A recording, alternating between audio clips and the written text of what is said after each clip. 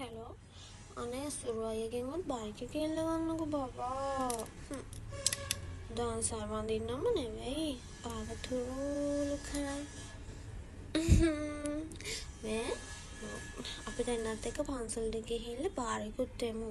අපි දෙන්න මේ ආත්මෙ නෙවෙයි ඊළඟ ආත්ම 7ටම අපිම විතරක් වෙන්න කියලා. හරිද තාත්ති?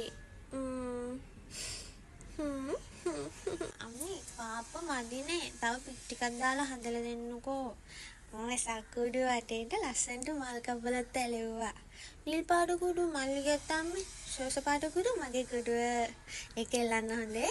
ඉස්සරහා මෙල්ලන්න එක මගේ කුඩුවනේ. ලොකු මාමලාවම කියන්නේ එක මං හැදුවේ කියලා. ඔක්කොටම සක්කාත් ගත්තා.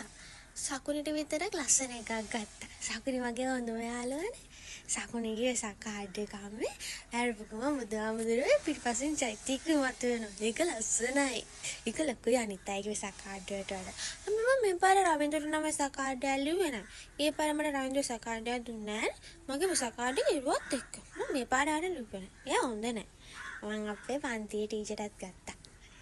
නෙළුම් මල් තියෙන එකක් ගත්තා මං ටීචර්ට. මං අම්මට වෙන්නන්න. අම්මා මේ පාර ආච්චිත් එක්ක සිල් ගන්න යන්න. උන් දන් කරන්නේ අඬන්නෙත් නෑ. ආච්චි ගාවන ඉන්නේ.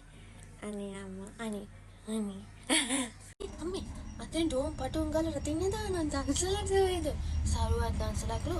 කට්ටිය පොලින් එන්න කලින් මාත් යන්නම්. අනේ මං යන්නම්කෝ. එතනක් දන්සලක් තියෙනවා පන්සල ගාවත් දන්සලක් තියෙනවා. රැට බත් දන්සලකුත් තියෙනවා. අම්මා කානිවල් එකට යනවා කරන ගාව තියෙන. ඒක මේ පාරේ නරියවලම තියෙනවලු අම්මා ගිය පාර එක්කන් කියනන මේ පාර එක්කන් යන්නකෝ අනේ අම්මා. එන ගම මට ආර මේ එකකුත් යන්නේ බොම්බෙමට වෙලක මේක. මං යන්න. ගිහින් ඉක්මනට